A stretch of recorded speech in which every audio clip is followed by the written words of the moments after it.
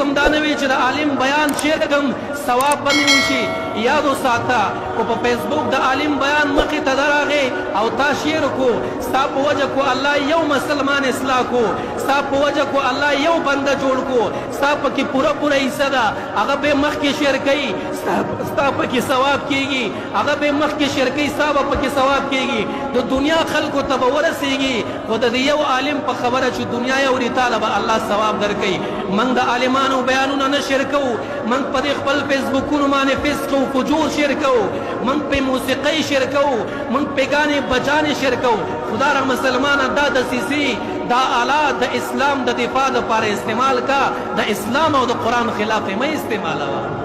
موږ څه کوو په دې خپلو ګوتو باندې ځان له جهنم نه ګټو په دې خپلو ګوتو باندې ځان له د الله قهر نه الو په دې خپلو ګوتو باندې د الله غضب ځان له نه الو. زموږ مخې ته سندره راغله فورا ما شیر کړه زما مخې ته د جنۍ تصویر راغی ما شیر کړو زما مخې ته ښایسته هلک راغی ما شیر کړو. یاد وساته او هغه څوک چې سندرې شیر کوي هغه څوک چې فلمونه شیر کوي هغه چې د جنکو تصویران شیر کوي هغه چې د ښایسته هلکانو تصویران شیر کوي ته به سبا قبر کې پروت دی خو ستا دغه سندره چې تا شیر کړه بل مسلمان وکتله او بل مسلمان شیر کې بل وکتله بل شیر کې بل وکتله چې څومره خلک دا سندره ګوري چې څومره خلک دا ډرامه او فلم ګوري چې څومره خلک د جنۍ دا تصویر ګوري چې څومره خلک د دې ښایسته هلک دا تصویر ګوري ستا پکې مستقلا حصه ده ستا له پکې الله مستقلا عذاب او سزا درکوي. افسوس دا دی د هلکانو تصویران خو شیر کېدلی شي موسیقي شیر کېدلی شي